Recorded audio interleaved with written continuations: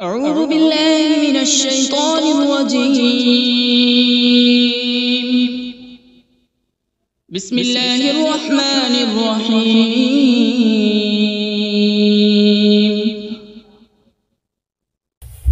اللہ کے نام سے شروع جو نہایت مہربان رحمت والا ہے۔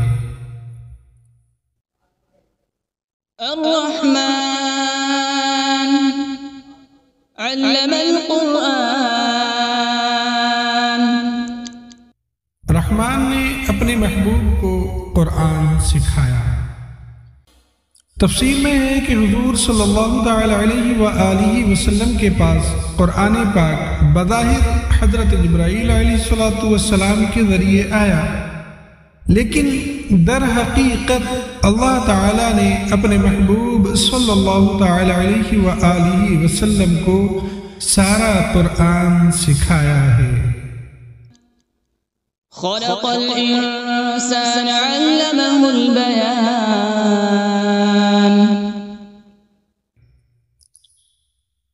انسان کو پیدا کیا اور پھر اسے بیان سکھایا۔ یہاں انسان سے مراد حضور صلی اللہ تعالی علیہ وآلہ وسلم ہے، اور اگلی آیت میں بیان سے ما کان وما یکون، یعنی جو کچھ ہو چکا اور جو کچھ آئندہ ہوگا اس کا بیان مراد ہے۔ یعنی جو کچھ ہو چکا اور جو کچھ آئندہ ہونے والا ہے، اللہ پاک نے اپنے محبوب صلی اللہ تعالی علیہ وآلہ وسلم کو سارا بیان سکھایا۔ آگے فرماتے ہیں یا پھر انسان سے مراد حضرت آدم علیہ نبینا علیہ السلام ہے، اور بیان سے مراد تمام چیزوں کے نام اور تمام زبانوں یعنی لینگویجز کا بیان ہے۔ یا پھر یہاں انسان سے مراد جن سے انسان ہے، اور بیان سے مراد جو آپس میں بات کرنے گفتگو کرنے کی صلاحیت ہے وہ ہے کہ اس کی بات کرنے کی وجہ سے انسان دیگر حیوانوں سے ممتاز ہوا۔ الشمس والقمر بحسبان. سورج اور چاند حساب سے ہیں، یعنی سورج اور چاند یہ اپنے حساب میں چلتے ہیں، جو اللہ پاک نے ان کا نظام بنا دیا، اسی نظام سے یہ چل رہے ہیں۔ والنجم والشجر يسجدان.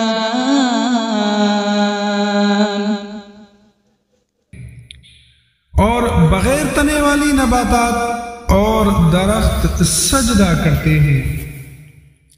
تفسیر میں ہے کہ نباتات اور درخت کے سجدہ کرنے سے مراد ان کے سایوں کا سجدہ کرنا ہے، یا اس سے مراد یہ ہے کہ وہ اللہ تعالی کے حکم کے فرما بردار ہیں۔ والسماء رفعها ووضع الميزان ألا تطغوا في الميزان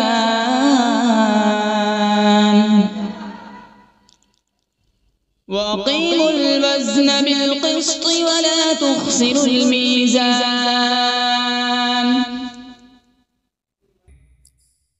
اور آسمان کو اللہ پاک نے بلند کیا اور ترازو رکھی تاکہ تولنے میں نا انصافی نہ کرو، اور انصاف کے ساتھ تول قائم کرو اور وزن نہ گھٹاؤ۔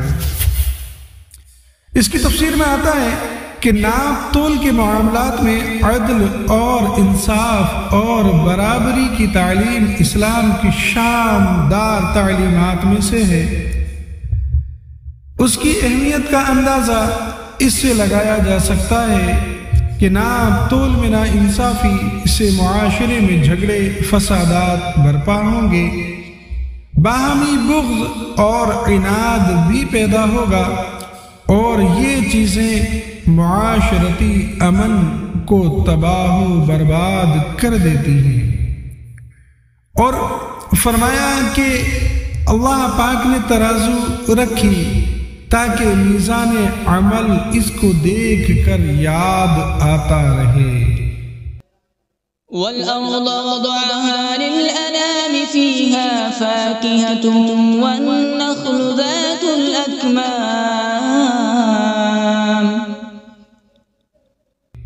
اور اس نے مخلوق کے لیے زمین رکھی، اس میں پھل، میوے اور غلاف والی کھجوریں ہیں۔ وَالْحَبُّ ذُو الْعَصْفِ وَالرَّيْحَانُ فَبِأَيِّ آلَاءِ رَبِّكُمَا تُكَذِّبَانِ۔ اور بھوسے والا اناج اور خوشبودار پھول ہیں۔ تو اے جنات اور انسانوں کے گروہ، تم دونوں اپنے رب کی کون کون سی نعمتوں کو جھٹلاؤ گے؟ خلق الانسان من صلصال كالفخار۔ اس نے انسان کو ٹھیکری جیسی بجنے والی سوکھی مٹی سے پیدا فرمایا۔ تفسیر میں ہے کہ یہاں انسان سے مراد حضرت سیدنا آدم علیہ نبینا علیہ السلام ہے، اور اس آیت میں اللہ تعالیٰ نے آپ علیہ السلام کی پیدائش کی کیفیت کا ایک انداز بیان فرمایا۔ وَخَلَقَ الْجَانَّ مِن مَّارِجٍ مِّن نَّارٍ۔ اور اس نے جن کو بغیر دھوئیں والی آگ کے خالص شعلے سے پیدا کیا، یعنی ایسے آگ کے شعلے سے پیدا کیا جس میں دھواں نہیں۔ فَبِأَيِّ آلَاءِ رَبِّكُمَا تُكَذِّبَانِ۔ تو اے جنات و انسان، تم دونوں اپنے رب کی کون کون سی نعمتوں کو جھٹلاؤ گے؟ رب المشرقین ورب المغربین۔ وہ دونوں مشرقوں کا رب ہے اور دونوں مغربوں کا رب ہے۔ تفسیر میں آتا ہے کہ دونوں مشرق اور دونوں مغرب، یعنی دونوں پورب اور دونوں پچھم۔ اس سے مراد یہ ہے کہ گرمیوں میں الگ سمت سے سورج نکلتا اور الگ سمت میں سورج چھپتا ہے، اسی طرح سردیوں میں کچھ سمت الگ ہو جاتی ہے چھپنے کی اور اس کے نکلنے کی۔ تو سورج کے طلوع ہونے اور غروب ہونے کے دونوں مقام مراد ہیں۔ فَبِأَيِّ آلَاءِ رَبِّكُمَا تُكَذِّبَانِ۔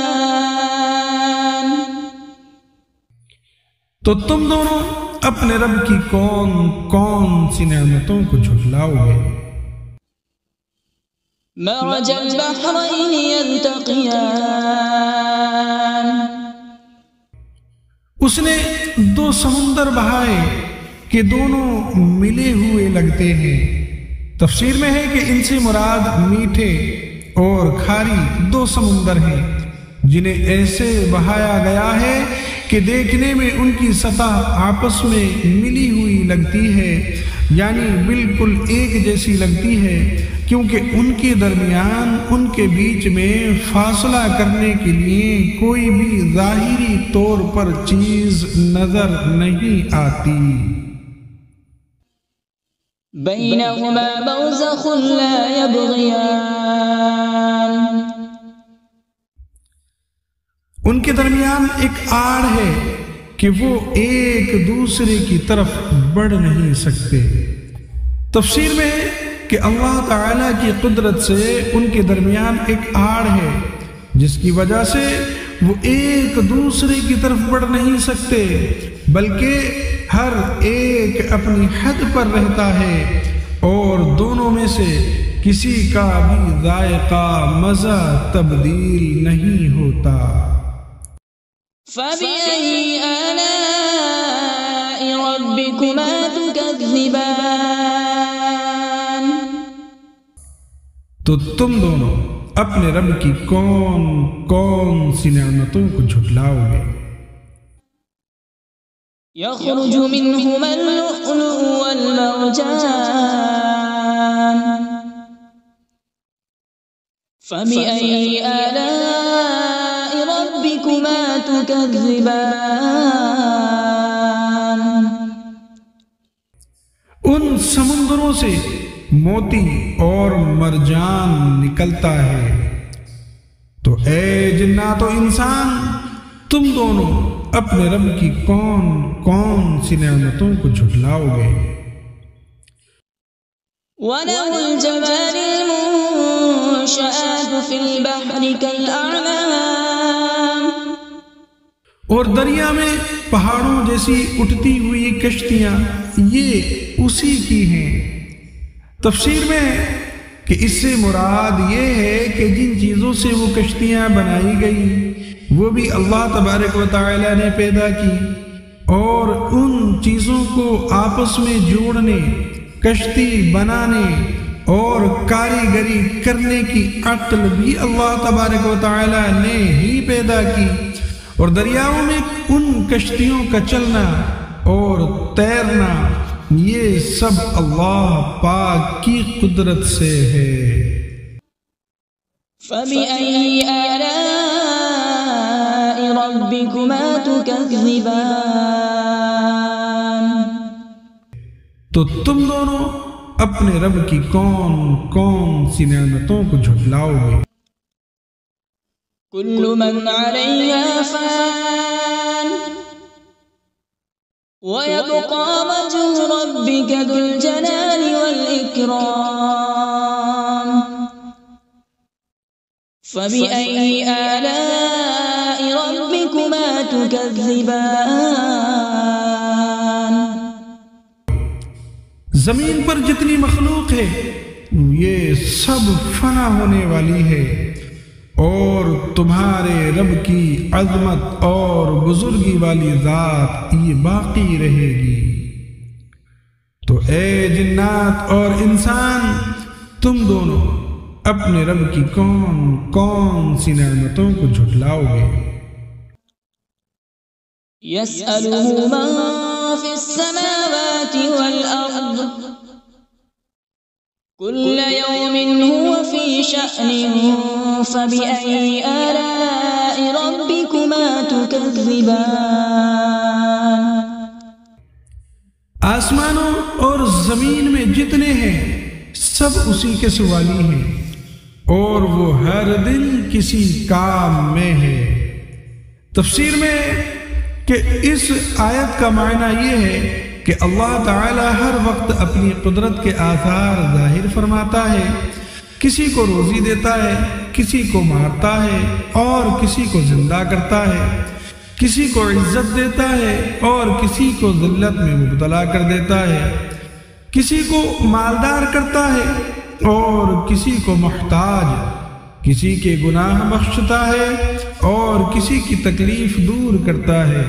یاد رہے کہ اللہ تعالیٰ کے لیے مصروف اور مشغول کا لفظ استعمال کرنا یہ جائز نہیں، یہ لفظ استعمال ہی نہیں کر سکتے کیونکہ اللہ تعالیٰ ان اوصاف سے پاک ہے۔ تو اے جنات اور انسان کے گروہ، تم دونوں اپنے رب کی کون کون سی نعمتوں کو جھٹلاؤ گے؟ سنفرغ لكم أيها الثقلان، اے جنوں اور انسانوں کے گروہ، ابھی ہم تمہارے حساب کا قصد فرمائیں گے۔ تفسیر میں ہے کہ آیت میں سنفرغ سے اس کا حقیقی معنی فراغت مراد نہیں بلکہ اس کا مجازی معنی قصد کرنا مراد ہے۔ اللہ تعالیٰ کے لیے فارغ کا لفظ استعمال نہیں کر سکتے کیونکہ اللہ تعالیٰ فراغت کے مفہوم سے پاک ہے، نیز اس آیت میں تمام انسانوں کے لیے نصیحت ہے کہ وہ دنیا میں وہ جیسے چاہیں زندگی گزارے، لیکن مرنے کے بعد انہیں ہر حال میں اللہ تبارک و تعالیٰ کی بارگاہ میں پیش ہونا ہے، اور اللہ تبارک و تعالیٰ کی بارگاہ میں اپنے اعمال کا حساب دینا ہوگا، اور پھر جس طرح کے اعمال کیے ہوں گے اسی طرح کی جزا ملے گی۔ فَبِأَيِّ آلَاءِ رَبِّكُمَا تُكَذِّبَانِ؟ تو تم دونوں اپنے رب کی کون کون سی نعمتوں کو جھٹلاؤ گے؟ يا معشر الجن والإنس إن استطعتم أن تنفذوا من أقطار السماوات والأرض فانفذوا لا تنفذون إلا بسلطان۔ اے جنوں اور انسانوں کی گروہ، اگر تم سے ہو سکے کہ آسمانوں اور زمین کے کناروں سے نکل جاؤ تو نکل جاؤ، لیکن تم جہاں نکل کر جاؤ گے وہاں اسی کی سلطنت ہے۔ فَبِأَيِّ آلَاءِ رَبِّكُمَا تُكَذِّبَانِ؟ تو اے جنات اور انسان کی گروہ، تم دونوں اپنے رب کی کون کون سی نعمتوں کو جھٹلاؤ گے؟ يُرْسَلُ عَلَيْكُمَا شُوَاظٌ مِّن نَّارٍ وَنُحَاسٌ فَلَا تَنتَصِرَانِ۔ فَبِأَيِّ آلَاءِ رَبِّكُمَا تُكَذِّبَانِ؟ تم پر آگ کا بغیر دھوئے والا خالص شعلہ اور بغیر شعلے والا خالص دھواں بھیجا جائے گا، تو تم ایک دوسرے کی مدد نہ کر سکو گے۔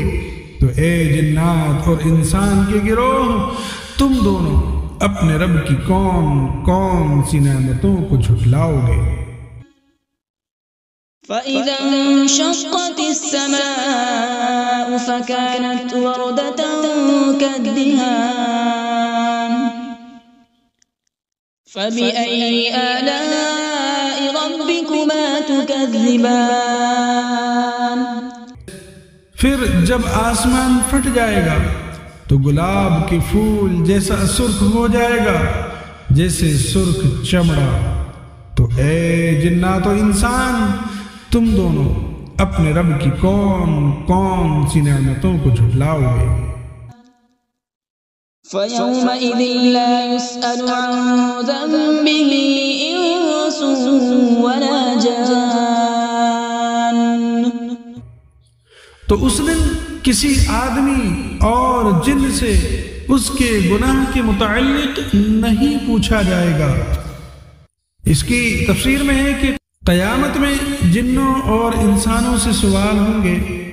اس آیت میں جو سوال کی نفی ہے اس کی علماء نے متعدد تعویلات بیان کی ہیں، جن سے ایک یہ ہے کہ جب لوگ قبروں سے اٹھائے جائیں گے اور آسمان پھٹے گا تو اس دن فرشتے مجرموں سے دریافت نہیں کریں گے، مجرموں سے ان کے اعمال کے بارے میں نہیں پوچھیں گے، بلکہ ان کی صورتیں دیکھ کر ہی پہچان لیں گے۔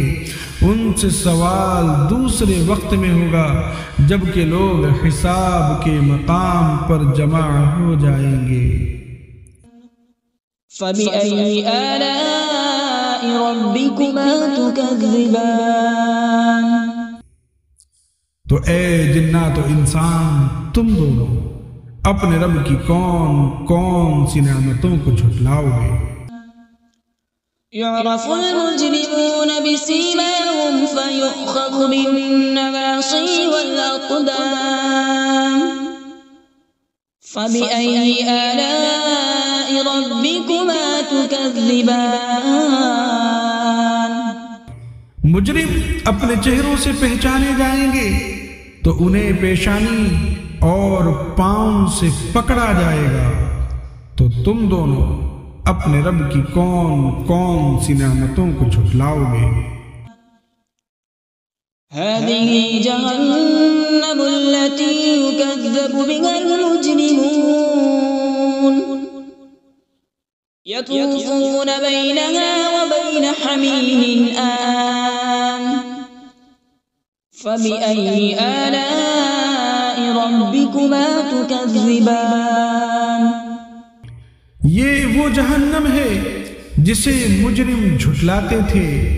جہنمی جہنم اور انتہائی کھولتے ہوئے پانی میں چکر لگائیں گے، تو تم دونوں اپنے رب کی کون کون سی نعمتوں کو جھٹلاؤ گے؟ وَلِمَنْ خَافَ مَقَامَ رَبِّهِ جَنَّتَانِ، اور جو اپنے رب کے حضور کھڑے ہونے سے ڈرے اس کے لیے 2 جنتیں ہیں۔ تفسیر میں آتا ہے کہ اس آیت کا معنی یہ ہے کہ جسے دنیا میں قیامت کے دن اپنے اللہ پاک کے حضور حساب کی جگہ میں حساب کے لیے کھڑے ہونے کا ڈر ہو اور گناہ چھوڑ دے اور فرائض کی بجا آوری کرے، تو اس کے لیے آخرت میں اللہ پاک 2 جنتیں عطا فرمائے گا۔ فَبِأَيِّ آلَاءِ رَبِّكُمَا تُكَذِّبَانِ۔ تو اے جنات اور انسان کے گروہ، تم دونوں اپنے رب کی کون کون سی نعمتوں کو جھٹلاؤ گے؟ ذَوَاتَا أَفْنَانٍ فَبِأَيِّ آلَاءِ رَبِّكُمَا تُكَذِّبَانِ۔ کہ وہ شاخوں والی ہیں، تو تم دونوں اپنے رب کی کون کون سی نعمتوں کو جھٹلاؤ گے؟ فِيهِمَا عَيْنَانِ تَجْرِيَانِ فَبِأَيِّ آلَاءِ رَبِّكُمَا تُكَذِّبَانِ۔ ان میں 2 چشمے بہ رہے ہیں، تو تم دونوں اپنے رب کی کون کون سی نعمتوں کو جھٹلاؤ گے؟ فِيهِمَا مِن كُلِّ فَاكِهَةٍ زَوْجَانِ۔ ان دونوں جنتوں میں ہر پھل کی 2 قسمیں ہیں۔ تفسیر میں ہے کہ 2 قسموں سے مراد یہ ہے کہ بعض وہ پھل ہیں جو دنیا میں دیکھے گئے اور بعض وہ عجیب و غریب پھل ہیں جو اس سے پہلے نہ کبھی کسی نے دیکھے، یا اس سے مراد یہ ہے کہ بعض پھل خشک ہیں اور بعض پھل تر ہیں، یا پھر فرمایا کہ اس سے مراد یہ ہے کہ بعض پھل خالص میٹھے اور بعض ترشی کی طرف مائل ہیں۔ فَبِأَيِّ آلَاءِ رَبِّكُمَا تُكَذِّبَانِ۔ تو تم دونوں اپنے رب کی کون کون سی نعمتوں کو جھٹلاؤ گے؟ متكئين على فرش بطائنها من استبرق وجنى الجنتين دان فبأي آلاء ربكما تكذبان۔ جنتی ایسے بچھونوں پر تکیہ لگائے ہوئے ہوں گے جن کے اندرونی حصے موٹے ریشم کے ہیں، اور دونوں جنتوں کے پھل جھکے ہوئے ہوں گے۔ تفسیر میں ہے کہ یعنی ان دونوں جنتوں کا پھل اتنا قریب ہوگا کہ کھڑا بیٹھا اور لیٹا ہر شخص اسے چن لے گا، جبکہ دنیا کے پھلوں میں یہ خاصیت نہیں ہوتی۔ تو تم دونوں اپنے رب کی کون کون سی نعمتوں کو جھٹلاؤ گے؟ فيهن قاصرات الطرف لم يطمثهن إنس قبلهم ولا جان. ان جنتوں میں وہ عورتیں ہیں کہ شوہر کے سوا کسی کو آنکھ اٹھا کر نہیں دیکھتی، جنہیں ان کے شوہروں سے پہلے نہ کسی آدمی نے چھوا اور نہ کسی جن نے. اس کی تفسیر میں ہے کہ تقوی اور شرم و حیا عورت کا بہت بڑا کمال اور جنتی عورتوں کا عظیم وصف ہے. آگے فرمایا ان بیویوں سے مراد حور عین ہیں، کیونکہ وہ جنت میں پیدا کی گئی ہیں، اس لیے انہیں کسی نے نہیں چھوا ہوگا اور ان کے شوہر ہی انہیں چھوئیں گے. یہ بھی قول ہے کہ ان سے مراد دنیا کی عورتیں ہیں، انہیں دوبارہ کنواریاں پیدا کیا جائے گا اور پیدائش کے بعد انہیں کسی نے نہ چھوا ہوگا. فَبِأَيِّ آلَاءِ رَبِّكُمَا تُكَذِّبَانِ. تو اے جنات و انسان، تم دونوں اپنے رب کی کون کون سی نعمتوں کو جھٹلاؤ گے؟ كأنهن الياقوت والمرجان.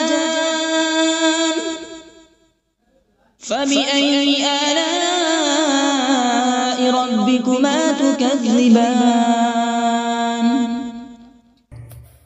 گویا وہ لعل اور مرجان موتی ہیں.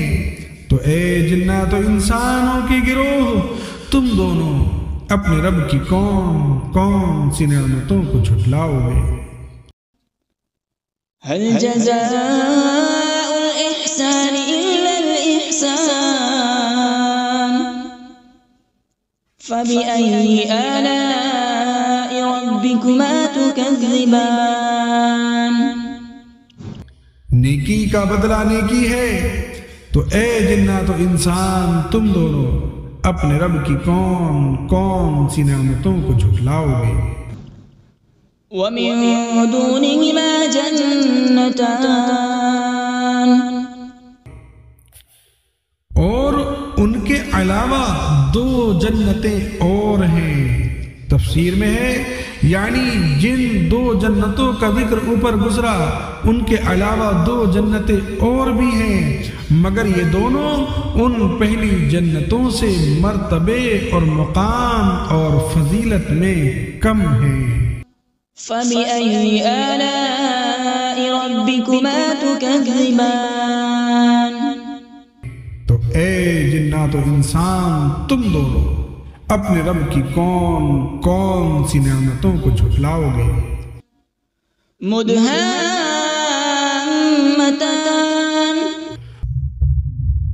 وہ دونوں جنتیں نہایت سبز درختوں کی وجہ سے سیاہی کی جھلک دے رہی ہیں. یہ تفسیر میں ہے کہ سبز رنگ انتہائی خوشنما رنگ اور آنکھوں کے لیے بہت مفید ہے. حدیث پاک میں ہے کہ سبز رنگ کی طرف دیکھنے سے بصارت میں اضافہ ہوتا ہے. فبأي آلاء ربكما تكذبان. تو تم دونوں اپنے رب کی کون کون سی نعمتوں کو جھٹلاؤ گے؟ فيهما عينان نضاختان. فبأي آلاء ربكما تكذبان. ان میں دو چھلکتے ہوئے چشمے ہیں. تو تم دونوں اپنے رب کی کون کون سی نعمتوں کو جھٹلاؤ گے؟ فيهما فاكهة ونخل ورمان. فبأي آلاء ربكما تكذبان. ان جنتوں میں میوے اور کھجوریں اور انار ہیں. تو اے جنات و انسان کے گروہ، تم دونوں اپنے رب کی کون کون سی نعمتوں کو جھٹلاؤ گے؟ فيهن خيرات حسان. ان میں اچھے اخلاق والی حسین شکل والی عورتیں ہیں۔ تفسیر میں ہے کہ جنت میں اچھی عادت اور اخلاق والی اور حسین و جمیل عورتیں ہیں۔ یہاں اخلاقی اچھائی کو اللہ تعالیٰ نے پہلے ذکر کیا۔ اس سے معلوم ہوا کہ اچھی عادت اچھی صورت سے افضل ہے، لہذا نکاح کے لیے کسی عورت کا رشتہ دیکھتے وقت اس کے حسن و جمال کے مقابلے میں اس کی اچھی سیرت، اس کے اچھے کردار، اس کی دینداری اور اس کی اچھی عادات کو ترجیح دینا چاہیے۔ فَبِأَيِّ آلَاءِ رَبِّكُمَا تُكَذِّبَانِ، تو تم دونوں اپنے رب کی کون کون سی نعمتوں کو جھٹلاؤ گے؟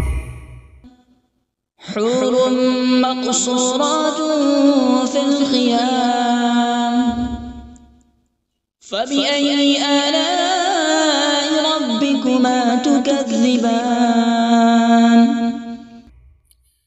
خیموں میں پردہ نشین حوریں ہیں، تو تم دونوں اپنے رب کی کون کون سی نعمتوں کو جھٹلاؤ گے؟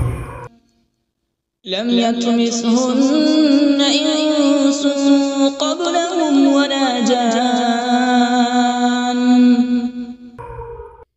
ان کے شوہروں سے پہلے انہیں نہ کسی آدمی نے چھوا اور نہ کسی جن نے۔ تفسیر میں ہے یعنی جیسے ان سابقہ دو جنتوں کی حوریں اپنے جنتی شوہروں کے علاوہ جن اور انسانوں کے چھونے سے محفوظ تھیں، ایسے ہی اب مذکورہ دونوں جنتوں کی بھی حوریں انسان اور جنات کے چھونے سے محفوظ ہیں۔ فَبِأَيِّ آلَاءِ رَبِّكُمَا تُكَذِّبَانِ، تو تم دونوں اپنے رب کی کون کون سی نعمتوں کو جھٹلاؤ گے؟ متكئين على رفرف خضر وعبقري حسان، جنتی سبز قالینوں اور انتہائی خوبصورت بچھونوں پر تکیہ لگائے ہوئے ہوں گے۔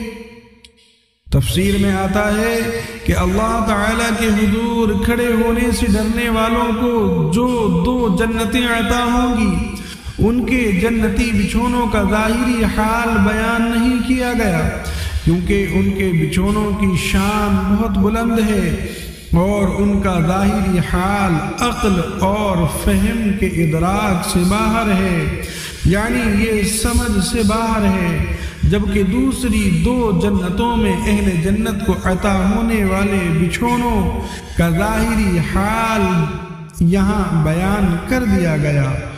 وہ سبز اور منقش ہوں گے، اس سے ان بچھونوں میں فرق صاف ظاہر ہو رہا ہے۔